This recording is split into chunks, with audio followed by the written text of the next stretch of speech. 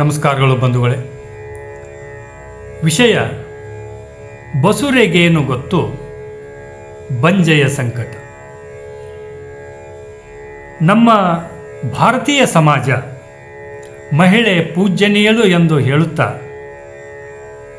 ಅದೇ ಸಮಾಜ ಅವಳಿಗೆ ಅನೇಕ ಕಟ್ಟುಪಾಡುಗಳನ್ನು ಹಾಕುತ್ತಾ, ಪ್ರಶ್ನೆಯನ್ನು ಮಾಡಲಾರದಂತಹ ಭೂಮಿ ತಾಯಿಗೆ ಸಮಾನಳು ಎಂದು ಮತ್ತೆ ಅವಳನ್ನು ಪ್ರಶ್ನೆ ಮಾಡದಂತೆ ಮಾಡಿ ಬಾಯಿ ಮುಚ್ಚಿದೆ. ಇನ್ನು ಅದರಲ್ಲೂ ಕೂಡ ಬಂಜೆಯಾಗಿದ್ದರಂತೂ ಕತೆ ಮುಗಿದೇ ಹೋಯಿತು. ಅವಳ ವೈಯಕ್ತಿಕ ಬದುಕು ಎಲ್ಲವೂ ಕೂಡ ಸರ್ವನಾಶ. ಎಲ್ಲೋ ಒಂದಿಷ್ಟು ಜನ ತಮ್ಮ ಆಸ್ತಿ ಅಂತಸ್ತಿನಿಂದ ಸುಖವಾಗಿ ಜೀವನವನ್ನು ನಡೆಸಿರಬಹುದು. ಆದರೆ ಕೊನೆಗಾಲದಲ್ಲಿ ಅವರು ಕೂಡ ಎಲ್ಲದರಿಂದಲೂ ಕೂಡ ಕಷ್ಟಪಟ್ಟಿರುವುದನ್ನು ನಾವು ಅನೇಕ ಕಾವ್ಯ ಕಥೆಗಳಲ್ಲಿ ಮತ್ತು ಸಮಾಜದಲ್ಲಿ ನಾವು ಕಂಡುಕೊಂಡು ಬಂದಿರತಕ್ಕಂಥ ಉದಾಹರಣೆಗಳಿವೆ.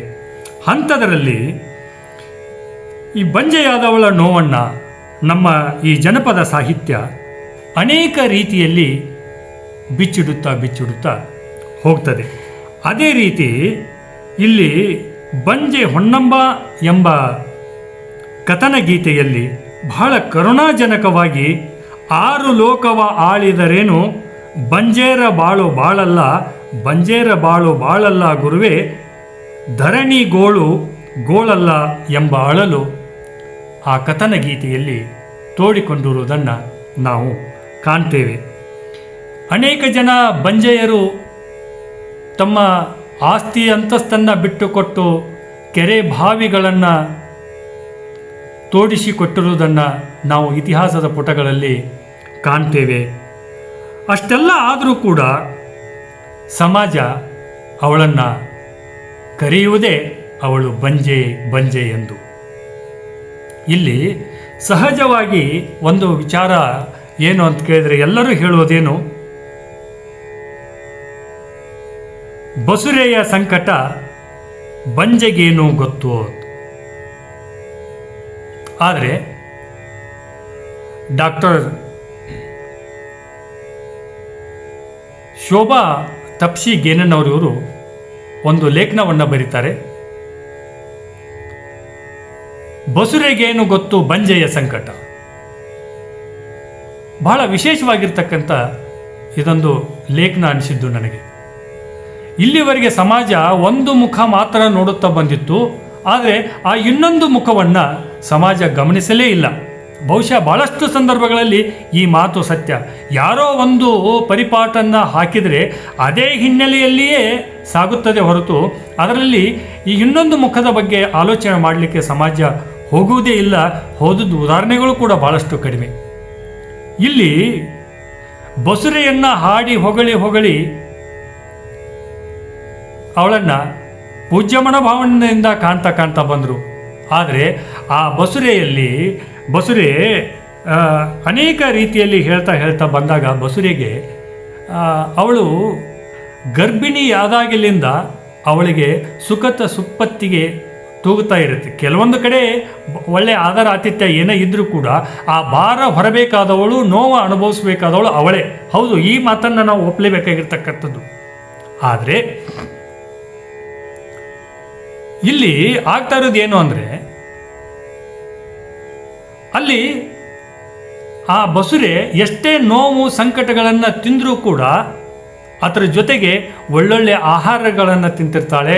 ಅವಳ ಸೇವೆಗೆ, ಅವಳ ಕೇಳಿದ್ದನ್ನು ಕೊಡಿಸಲಿಕ್ಕೆ ಬಂಧು ಬಳಗ, ಗಂಡ ಎಲ್ಲರೂ ಕೂಡ ಇರ್ತಾರೆ. ಅದಲ್ಲದೆ ಅದಕ್ಕೂ ಮೀರಿ ಅವಳು ಒಂದು ಕನಸಿನ ಲೋಕದಲ್ಲಿ ತೇಲ್ತಾ ಇರ್ತಾಳೆ. ಏನು ಕನಸಿನ ಲೋಕ ಅಂದರೆ, ತನಗೆ ಹುಟ್ಟುವ ಮಗು ನಾಳೆ ಅದು ತನಗೆ ಆಶ್ರಯ ನೀಡ್ತದೆ. ಆ ಆಶ್ರಯದಲ್ಲಿ ನಾನು ಬದುಕ್ತೇನೆ. ಆ ಇಳಿಗಾಲದಲ್ಲಿ ನನ್ನನ್ನು ಆ ಮಗು ನೋಡಿಕೊಳ್ಳುತ್ತದೆ. ಅದಲ್ಲದೆ ನನಗೆ ಈ ಒಂದು ರೀತಿಯಾಗಿರ್ತಕ್ಕಂಥ ಗೌರವದ ಸ್ಥಾನ ಸಿಗುತ್ತದೆ ಅಂತಕ್ಕಂಥ ಹಿನ್ನೆಲೆಯಲ್ಲಿ ಅವಳು ಎಷ್ಟೇ ನೋವುಗಳು ಇದ್ದರೂ ಕೂಡ ಆ ನೋವಿನ ಹಿನ್ನೆಲೆಯಲ್ಲಿ ಒಂದಿಷ್ಟು ಖುಷಿ ಸಂತೋಷದ ವಿಚಾರಗಳು ಇರ್ತದೆ. ಅದಕ್ಕೆ ಅವಳು ಹೇಳ್ತಾಳೆ, ಅವಳು ಬಡವೆ ಆಗಿದ್ರೂ ಕೂಡ ಹೇಳ್ತಾಳೆ, ಕೂಸು ಇದ್ದ ಮನೆಗೆ ಬೀಸನಿಕೆ ಯಾತಕ, ಕೂಸು ಇದ್ದ ಮನೆಗೆ ಬೀಸನಿಕೆ ಯಾತಕ, ಕೂಸು ಕಂದಯ್ಯ ಒಳ ಹೊರಗ, ಕೂಸು ಕಂದಯ್ಯ ಒಳ ಹೊರಗ ಆಡಿದರ ಬೀಸನಿಕೆ ಗಾಳಿ ಸುಳಿದಾಂಗ, ಬೀಸನಿಕೆ ಗಾಳಿ ಸುಳಿದಾಂಗ. ಆ ಮಗು ಚಿಕ್ಕವಾಗಿದ್ದಾಗ ಆಟ ಆಡ್ತಾ ಇದ್ರೆ, ಒಳಗೆ ಹೊರಗೆ ಓಡಾಡ್ತಾ ಇದ್ರೆ ಬೀಸಣಿಕೆಯ ಗಾಳಿ ಅವಶ್ಯಕತೆ ಇಲ್ಲ ಅಂತ. ಈಗಂತೂ ಫ್ಯಾನ್ ಬಂದಾವೆ, ಆ ಮಾತು ಬೇರೆ. ಆದರೆ ಈ ಪ್ರಾಚೀನ ಕಾಲದಲ್ಲಿ ನಾವು ಆಲೋಚನೆ ಮಾಡಿದಾಗ ಆ ಬೀಸಣಿಕೆ ಏನಿತ್ತೋ ಅದರ ಅವಶ್ಯಕತೆ ಇಲ್ಲ, ಆ ಮಗುನೇ ಅಷ್ಟು ಗಾಳಿ ಬೀಸ್ತದೆ ಅಂದಾಗ ಇನ್ನು ಅವಳ ಬದುಕಿನಲ್ಲಿ ಎಷ್ಟು ಆಶಾ ಮನೋಭಾವನೆಗಳನ್ನು ಹುಟ್ಟಿಸಿರಬಾರ್ದು ಆ ಮಗು. ಇಷ್ಟೇ ಅಲ್ಲ, ಇನ್ನೊಬ್ಬಳ ತಾಯಿ ಕಳಿಸ್ತಾಳೆ ಈ ಮಗುವನ್ನು ಆಡಲಿಕ್ಕೆ, ಆಡಿ ಬಾ ನನ್ನ ಕಂದ ಶಿವನ ಜಡಿಯಾಗ ಅಂತ. ಮಗನನ್ನು ಎಲ್ಲಿ ಕಳಿಸ್ತಾಳೆ? ಶಿವನ ಜಡಿಯೊಳಗೆ ಆಡಿ ಬಾ ಅಂತಾಳೆ ಅಂತ ಕಳಿಸ್ತಾಳೆ. ಅಂದರೆ ಅಷ್ಟು ಖುಷಿ ಅವಳಿಗೆ, ತನ್ನ ಮಗುವಿನ ಮೇಲೆ ಅಷ್ಟು ಹೆಮ್ಮೆ ಅವಳಿಗೆ. ಅವಳು ಯಾವಾಗಲಿಂದಲೂ ಕೂಡ ಗೌರವ ಸ್ಥಾನದಲ್ಲಿ ಹೊಂಟು. ಆದರೆ ಇಲ್ಲಿ ಬಂಜೆಯಾಗಿರ್ತಕ್ಕಂಥವಳು ಇಡೀ ಜೀವನ ಪೂರ್ತಿ ಕಷ್ಟ ನೋವುಗಳಲ್ಲೇ ತನ್ನ ಕಾಲವನ್ನು ಕಳೀತಾಳೆ. ಬಸುರಿಯಾದವಳು ಬಸುರಿನ ಸಂದರ್ಭದಲ್ಲಿ, ಹೆರಿಗೆಯ ಸಂದರ್ಭದಲ್ಲಿ ನೋವುಗಳನ್ನು ಅನುಭವಿಸಬಹುದು. ಆದರೆ ಆ ನೋವಿನ ಹಿಂದೆ ಬಹಳ ದೊಡ್ಡದಾಗಿರ್ತಕ್ಕಂಥ ಕನಸಿರ್ತದೆ, ಖುಷಿ ಇರ್ತದೆ. ಈ ಬಂಜೆಗೆ ಅದ್ಯಾವುದೂ ಇಲ್ಲ. ಬಂಜೆಗೆ ಅದ್ಯಾವುದೂ ಇಲ್ಲ. ಇಡೀ ಜೀವನ ಪೂರ್ತಿ ಎಲ್ಲವೂ ಕೂಡ ಕಷ್ಟನೇ. ಅವಳ ಬದುಕು ಹೆಂಗಾಗಿರ್ತದೆ ಅಂದರೆ, ಮಕ್ಕಳಿಲ್ಲದ ಅವರ ಬದುಕು ಹೆಂಗಾಗಿರ್ತದೆ ಅಂದರೆ, ಯಾವುದೇ ಒಂದು ಮಂಗಳ ಕಾರ್ಯಕ್ಕೆ ಕರೆಯಂಗಿಲ್ಲ, ಯಾರ ಮಕ್ಕಳನ್ನ ಅವಳ ಹತ್ರ ಬಿಡಂಗಿಲ್ಲ, ಏನೇನೋ ಮಾತೆತ್ತಿದ್ರೆ ಅಂತಿರ್ತಾರೆ, ಮಕ್ಕಳ ಕಷ್ಟ ನಿನಗೇನು ಗೊತ್ತು ಅಂತಕ್ಕಂಥ. ಅದನ್ನೇ ನಮ್ಮ ಜನಪದ ತ್ರಿಪದಿ ಹೇಳ್ತದೆ, ಬಾಲಕರಿಲ್ಲದ ಬಾಲಿದ್ಯಾತರ ಜನ್ಮ, ಬಾಡಿಗೆ ಎತ್ತು ದುಡಿದಾಂಗ, ಬಾಡಿಗೆ ಎತ್ತು ದುಡಿದಾಂಗ, ಬಾಳೆಲೆಯ ಹಾಶುಂಡು ಬೀಸಿ ಒಗೆದಾಂಗ, ಬಾಳೆಲೆಯ ಹಾಶುಂಡು ಬೀಸಿ ಒಗೆದಾಂಗ. ಎಂಥ ನೋವಿನ ಸಂಗತಿ. ಈ ಬಾಲಕರ ಇಲ್ಲದಂಥ ಆ ಮಹಿಳೆಯ ಜೀವನ ಎಷ್ಟು ಕೆಟ್ಟದಾಗಿರ್ತದೆ ಅಂದರೆ, ಬಾಡಿಗೆ ಎತ್ತು ದುಡ್ದಂಗಂತ, ಬಾಡಿಗೆ ಎತ್ತುಗಳು ದುಡ್ದಂಗಂತ, ಬಾಳೆಲೆಯ ಹಾಶುಂಡು ಬೀಸಿ ಒಗೆದಂಗ. ಯಾವುದೂ ಸಂಬಂಧ ಇಲ್ಲ, ಯಾರ್ದೋ ಹೊಲದಾಗ ಹೋಗಬೇಕು, ದುಡಿಬೇಕು, ಬಾಡಿಗೆ ತಗೋಬೇಕು, ಬರಬೇಕು, ಅಷ್ಟೇ ಆ ಎತ್ತುಗಳಿಗೆ. ಇನ್ನಿಲ್ಲಿ ಬಾಳೆ ಎಲೆ ಊಟ ಮಾಡಿದರೆ ಮುಗಿದೋಯ್ತು. ಇಲ್ಲಿ ನೋಡ್ರಿ, ಅದು ಈ ತ್ರಿಪದಿಯಲ್ಲಿ ಬಳಸ್ತಕ್ಕಂಥ ಶಬ್ದ ಬಾಳೆ ಎಲೆಯಲ್ಲಿ ಊಟ ಮಾಡಿ ಎತ್ತಿಟ್ಟಂಗಲ್ಲ, ಬೀಸಿ ಒಗೆದಂಗ ಅಂತ. ಎಂಥ ನೋವು! ಆ ನೋವು ಅಲ್ಲಿ ನಮಗೆ ಅರಿವನ್ನು ಮೂಡಿಸ್ತದೆ ಬಂಧುಗಳೇ. ಅಂತಹ ಈ ಬಾಳೆ ಜೀವನ ನಡೆಸ್ತಕ್ಕಂಥ ಸಂದರ್ಭದಲ್ಲಿ ಇಷ್ಟ ಕನಿಷ್ಠವಾಗಿರ್ತಕ್ಕಂಥ ಬದುಕನ್ನು ಕಟ್ಟಿಕೊಂಡಿರ್ತಕ್ಕಂಥ ಬಂಜೆ ಹೆಜ್ಜೆ ಹೆಜ್ಜೆಗೂ ನೋವುಗಳನ್ನು ಯಾವ ರೀತಿ ಅಂದರೆ, ಈ ಅಕ್ಕಪಕ್ಕದವರು, ಈ ಸಮಾಜ, ಬಂಧು ಬಳಗ ಎಲ್ಲವನ್ನು ಕೂಡ ನೀನು ಬಂಜೆ ಬಂಜೆ ಬಂಜೆ ಬಂಜೆ ಎಂದು ಅವಳಿಗೆ ಏನಾದರೂ ಒಂದು ಶುಭ ಶಕುನ ಆದರೂ ಕೂಡ ನೀನು ಬಂಜೆ, ನಿನ್ನ ಬಾಳೆಲ್ಲ ವ್ಯರ್ಥ, ನೀನು ದುಡಿಯುವುದು ಯಾರಿಗಾಗಿ ಅಂತಕ್ಕಂಥ ಮನೋಭಾವನೆ ಮೂಡಿದಂತೆ ಭಾಸ ಆಗ್ತಾ ಇರ್ತದೆ ಬಂಧುಗಳೇ. ಅದಕ್ಕೆ ಆ ತ್ರಿಪದಿಯಲ್ಲಿನೇ ಅವಳ ನೋವು ಇನ್ನೊಂದು ಕಡೆ ಹೇಳ್ತಾರೆ, ಬಂಜಿ ಬಾಗಿಲ ಮುಂದ ಅಂಜೂರಿ ಗಿಡ ಹುಟ್ಟಿ ಟೊಂಗಿ ಟೊಂಗೆಲ್ಲ ಗಿಳಿಕೂತು, ಟೊಂಗಿ ಟೊಂಗೆಲ್ಲ ಗಿಳಿಕೂತು ಹೇಳ್ಯಾವ ಬೌಜಿ ನಿನ್ನ ಬದುಕು ಹೆರವರಿಗೆ, ಬೌಜಿ ನಿನ್ನ ಬದುಕು ಹೆರವರಿಗೆ. ಅವಳ ಮನೆ ಮುಂದೆ ಬಂಜೆಯ ಮನೆ ಮುಂದ ಇದ್ದಿರ್ತಕ್ಕಂಥ ಗಿಡದಲ್ಲಿ ಹಕ್ಕಿಗಳು ಕುಂತು ಚಿಲಿಪಿಲಿ ಗುಟ್ಟಿದ್ರೂ ಕೂಡ ಆ ಚಿಲಿಪಿಲಿ ಗುಟ್ಟಿರ್ತಕ್ಕಂಥ ಶಬ್ದ ಅವಳಿಗೆ ಹೇಗೆ ಕೇಳಿಸ್ತದೆ ಅಂದರೆ, ನೀನು ಬಂಜೆ, ನೀನು ಬಂಜೆ, ನೀನು ದುಡಿಯುವುದು ಯಾರಿಗಾಗಿ? ಈ ಬದುಕು ಯಾರಿಗಾಗಿ? ಯಾರಿಗಾಗಿ ದುಡಿತಾ ಇದ್ದೀಯಾ ಅಂತಕ್ಕಂಥ ಪ್ರಶ್ನೆ ಮೂಡುತ್ತಂತ. ಅಂದರೆ ಈ ಸಮಾಜ ಅವಳಿಗೆ ಬಂಜೆ ಬಂಜೆ ಬಂಜೆ ಬಂಜೆ ಎಂದು ಅವಳ ನೋವನ್ನು ಇಮ್ಮಡಿ ಮಾಡಿಸಿ ಆ ಸಮಾಜ ಅಕ್ಕಿ ಸುತ್ತಲಿನ ಪರಿಸರವನ್ನೆಲ್ಲವೂ ಕೂಡ ಆ ರೀತಿ ಕಾಣುವಂತೆ ಕೇಳಿಸಿಕೊಳ್ಳುವಂತೆ ಮಾಡಿದೆ. ಎಷ್ಟು ನೋವು, ಎಷ್ಟು ನೋವು. ಹೀಗೆ ಬಾಸಾಗ್ತಕ್ಕಂಥ ಸಂದರ್ಭದಲ್ಲಿ ಅವಳ ಮನೆಯೊಳಗೆ ಎಲ್ಲ ಸೌಕರ್ಯ ಇದೆ, ಎಲ್ಲ ಸೌಕರ್ಯ ಇದ್ದರೂ ಕೂಡ ವ್ಯರ್ಥ. ಅಲ್ಲಿ ಎಲ್ಲ ಸೌಕರ್ಯ ಇದ್ದರೂ ಕೂಡ ವ್ಯರ್ಥ ಅಂತ. ಅದನ್ನು ಬಂಜಿಯ ಮನೆಯೊಳಗ ಬಂಗಾರದೊಳಕಲ್ಲು ಬಂದು ಕುಟ್ಟಾಕ ಸೊಸೆ ಇಲ್ಲ. ಬಂಜೆಯ ಮನೆಯೊಳಗ ಬಂಗಾರದೊಳಕಲ್ಲು ಬಂದು ಕುಟ್ಟಾಕ ಸೊಸೆ ಇಲ್ಲ. ಬಂದು ಕುಟ್ಟಾಕ ಸೊಸೆ ಇಲ್ಲ. ಮಾನವಮಿ ಬನ್ನಿ ಮುಡಿಯಾಕ ಮಗನಿಲ್ಲ. ಮಾನವಮಿ ಬನ್ನಿ ಮುಡಿಯಾಕ ಮಗನಿಲ್ಲ. ಏನು ಮಾಡೋದು? ಅವಳು ಶ್ರೀಮಂತಳಿದ್ದಾಳೆ, ಅಲ್ಲಿ ಆಸ್ತಿ ಇದೆ, ಅಂತಸ್ತಿದೆ, ಎಲ್ಲವೂ ಕೂಡ ಇದೆ. ಎಲ್ಲ ಇದ್ರೂ ಕೂಡ ಆಚರಣೆಗಳನ್ನು ಅನುಭವಿಸ್ತಕ್ಕಂಥ ಸಂದರ್ಭದಲ್ಲಿ, ಹಬ್ಬ ಹುಣ್ಣಿಮೆಗಳಲ್ಲಿ, ಕೆಲವೊಂದಿಷ್ಟು ಮಕ್ಕಳೇ ಮಾಡ್ತಕ್ಕಂಥ ಸಂದರ್ಭಗಳಲ್ಲಿ ಅಲ್ಲಿ ಯಾರೂ ಇಲ್ಲ ಅಂತ. ಅದರಲ್ಲೇ ಮತ್ತು ಗಂಡು ಮಗ ಅಂತಕ್ಕಂಥದ್ದೊಂದು ಬೇರೆ. ಅವಳ ಮನೆಯೊಳಗೆ ಬಂಗಾರದ ಒಳಕಲ್ಲೈತಂತ, ಬಂದು ಕುಟ್ಟಾಕ ಸೊಸಿ ಇಲ್ಲ. ಇದನ್ನ ನಾವು ಈಗಿನ ಕಾಲದಲ್ಲಿ ನಿಂತು ಕೆಲವೊಂದು ಈ ಜನಪದ ತ್ರಿಪದಿಗಳು ನಮಗೆ ಒಂದಿಷ್ಟು ಭಿನ್ನವಾಗಿ ಕಾಣಬಹುದು. ಏನು, ಈಗ ಯಾಕೆ ಅಲ್ಲಿ ಬಂಗಾರದ ಒಳಕಲ್ಲು ಬೀಸುಕಲ್ಲು ಎದಕ್ಕೆ ಬೇಕು? ಒಂದು ಸಾರಿ ಆ ಬಂಜೆಯ ಸ್ಥಾನದಲ್ಲಿ ನಿಂತು ಆಲೋಚನೆ ಮಾಡಿದಾಗ ಈ ಪ್ರಸ್ತುತ ಸಂದರ್ಭನೂ ಕೂಡ ನಮಗೆ ಹಾಗೆ ಅನಿಸುತ್ತೆ. ಅಲ್ಲಿ ಎಲ್ಲವೂ ಇದ್ದರೂ ಕೂಡ ಏನೇನು ಯಾವುದಕ್ಕೂ ಉಪಯೋಗವಿಲ್ಲದ ರೀತಿ ಅಂತಕ್ಕಂಥ ಮಾತು.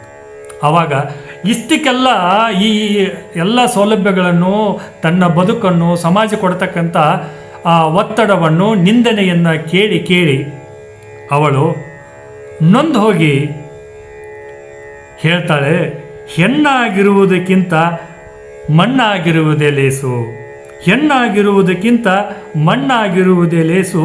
ಮಣ್ಣಿನ ಮೇಲೆ ಮರವಾಗಿ ಬೆಳೆದರೆ ಬಂದ ಜನಕ್ಕೆಲ್ಲ ನೆರಳಾಯಿತು. ಭಗವಂತ, ನನ್ನನ್ನು ಹೆಣ್ಣಾಗಿ ಹುಟ್ಟಿಸಿದಿ, ಬಂಜೆ ಅಂತಕ್ಕಂಥ ಪಟ್ಟ ಕಟ್ಟಿದಿ, ಈ ಸಮಾಜದ ನಿಂದನೆಗೆ ಗುರಿ ಮಾಡಿದಿ. ನನಗೇನು ಅವಶ್ಯಕತೆ ಇತ್ತು ಈ ಜನ್ಮ? ನನ್ನನ್ನು ಹೆಣ್ಣಾಗಿ ಹುಟ್ಟಿಸುವಕ್ಕಿಂತಲೂ ಮಣ್ಣಾಗಿಸಿದ್ದರೆ, ಅದರ ಮೇಲೆ ಒಂದು ಮರವಾಗಿ ಹುಟ್ಟಿಸಿದ್ದರೆ, ಹಣ್ಣು ಹೋಗಲಿ, ಅಟ್ಲೀಸ್ಟ್ ನೆರಳನ್ನಾದರೂ ನಾನು ಕೊಡ್ತಿದ್ದೆ. ಭಗವಂತ, ನನಗೇಕೆ ಈ ಪರಿಸ್ಥಿತಿಯನ್ನು ತಂದೆ? ಅದಕ್ಕೆ ಅವಳು ಎಷ್ಟರ ಮಟ್ಟಿಗೆ ಸೋತೋಗಿ ಬದುಕಿನಲ್ಲಿ ನೊಂದು ಹೋಗಿ ಭಗವಂತನ ಹತ್ರ ಕೇಳ್ತಾಳೆ. ಎಷ್ಟು ಮೊರೆ ಇದೆ ನೋಡಿ ಭಗವಂತನಲ್ಲಿ.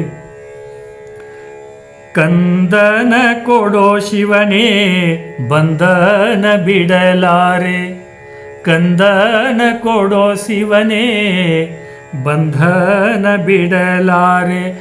ಬಂಜಂಬು ಶಬ್ದ ಹೊರಲಾರೆ, ಬಂಜಂಬು ಶಬ್ದ ಹೊರಲಾರೆ. ಭೂಮಿ ಮ್ಯಾಲೆ ಹಂಗಿನ ಬಾಣ ಉಣಲಾರೆ, ಈ ಭೂಮಿ ಮ್ಯಾಲೆ ಹಂಗಿನ ಬಾಣ ಉಣಲಾರೆ. ಹೇ ಭಗವಂತ, ಈ ಬಂಜೆ ಅಂತಕ್ಕಂಥ ಪಟ್ಟ ನನಗೆ ಏಕೆ ಕಟ್ಟಿದೆ? ನನಗೆ ಕಂದನನ್ನು ಕೊಡು, ಈ ಬಂಜೆ ಅಂತಕ್ಕಂಥ ಪಟ್ಟ ನನಗೆ ಸಾಕು, ನನಗೆ ಸಾಕು, ಕೊಡು ನನಗೆ ಭಗವಂತ, ಕಂದನನ್ನು ಕೊಡು. ನಾನು ಯಾರಿಂದಲೂ ಕೂಡ ಅನ್ಸ್ಕೊಳ್ಳಾರೆ, ಯಾರೋ ಬೈದು ಕೊಟ್ಟಿರ್ತಕ್ಕಂಥ ಅನ್ನವನ್ನು, ಹಂಗಿಸಿ ಕೊಟ್ಟಿರ್ತಕ್ಕಂಥ ಅನ್ನವನ್ನು ನಾನು ತಿನ್ನಲಾರೆ, ನನಗೆ ಕಂದನನ್ನು ಕೊಡು, ನನಗೆ ಕಂದನನ್ನು ಕೊಡು ಅಂತಕ್ಕಂಥ ಮೊರೆ ಇಡ್ತಾಳೆ. ಹಂಗಿನ ಬಾಣ ಉಣಲಾರೆ ಅಂತಕ್ಕಂಥ ಭಗವಂತನಲ್ಲಿ ಮೊರೆ ಇಡ್ತಾಳೆ. ಇಷ್ಟೆಲ್ಲ ಆದರೂ ಕೂಡ ಭಗವಂತನಲ್ಲಿ ಮೊರೆ ಇಟ್ಟು ಪ್ರಾರ್ಥನೆ ಸಲ್ಲಿಸಿ ಎಷ್ಟೇ ಕಲ್ಲು ದೇವರಿಗೆ ಕೈ ಮುಗಿದ್ರು ಕೂಡ ಮಕ್ಕಳಿಲ್ದಾಗ ಕೂಡ ಮಕ್ಕಳಾಗದೇ ಇದ್ದಾಗ ಮತ್ತೆ ಬೇಡ್ಕೊಳ್ತಾಳೆ. ಎಷ್ಟು ಅವಳು ತನ್ನ ಹೃದಯವನ್ನು ಕಲ್ಲು ಮಾಡಿಕೊಂಡು ಭಗವಂತನ ಹತ್ರ ಕೇಳ್ತಾ ಇರಬೇಕು ಅನ್ನೋದನ್ನು ನಾವು ಆಲೋಚನೆ ಮಾಡಬೇಕು. ಸಂಜೀಲಿ ಹುಟ್ಟಲಿ ಮುಂಜಾನೆ ಸಾಯಲಿ, ಸಂಜೀಲೆ ಹುಟ್ಟಲಿ ಮುಂಜಾನೆ ಸಾಯಲಿ, ಬಂಜಂಬು ಶಬ್ದ ಬಿಡಿಸಯ್ಯ, ಬಂಜಂಬು ಶಬ್ದ ಬಿಡಿಸಯ್ಯ ಶಿವನೇ, ಜೋಡೆರಡು ಕಾಯ ಒಡೆಸೇನು, ಜೋಡೆರಡು ಕಾಯ ಒಡೆಸೇನು. ತಾಯ್ತನ ಅಂದರೆ ಬಹಳ ದೊಡ್ಡದು.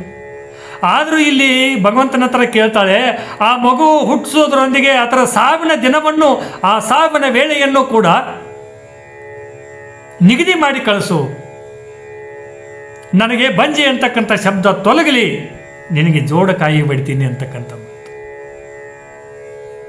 ಇಷ್ಟೆಲ್ಲ ನೋವುಗಳನ್ನಿಟ್ಟುಕೊಂಡು ಯಾವುದೇ ಹಬ್ಬ ಹರಿದಿನ ಆಚರಣೆಗಳಲ್ಲಿ, ಪೂಜಾ ಕಾರ್ಯಕ್ರಮಗಳಲ್ಲಿ, ಮುತ್ತೈದೆತನದ ಯಾವ ಕಾರ್ಯಕ್ರಮಗಳಲ್ಲೂ ಕೂಡ ಅವಳಿಗೆ ಹೆಚ್ಚಿನ ಆದ್ಯತೆಯನ್ನು ಕೊಡುವುದಿಲ್ಲ ಈ ಸಮಾಜ, ಇವತ್ತಿನ ಆಧುನಿಕ ಸಂದರ್ಭದಲ್ಲೂ ಕೂಡ. ಆದರೂ ಕೂಡ ಈ ಸಮಾಜ ಹೇಳುವುದೇನು? ಬಂಜೆಗೇನು ಗೊತ್ತು ಬಸುರೆಯ ಸಂಕಟ ಅಲ್ಲ. ನಾವಿವತ್ತು ಅರ್ಥ ಮಾಡ್ಕೋಬೇಕಾಗಿದೆ, ಇಡೀ ಜೀವನ ಪೂರ್ತಿ ಕಷ್ಟವನ್ನೇ ಅನುಭವಿಸ್ತಕ್ಕಂಥ ಬಂಜೆಯ ಸಂಕಟವನ್ನು ಬಸುರೆ ಏನು ಬಲ್ಲಳು ಅಂತಕ್ಕಂಥ ಪ್ರಶ್ನೆಯನ್ನು ನಾವು ಇಟ್ಕೋಬೇಕಾಗಿದೆ ಬಂಧುಗಳು.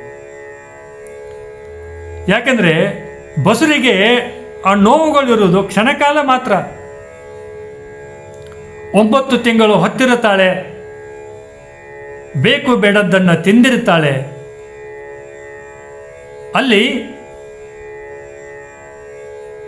ಹೆರಿಗೆಯ ಸಂದರ್ಭದಲ್ಲಿ ಒಂದಿಷ್ಟು ನೋವನ್ನು ಅನುಭವಿಸ್ತಾಳೆ. ಆ ನೋವಿನ ಹಿಂದೆ ಅನೇಕ ದೊಡ್ಡ ಕಥೆಗಳನ್ನು ಅಥವಾ ಕನಸುಗಳನ್ನು ಕಟ್ಟಿಕೊಂಡಿರ್ತಾಳೆ.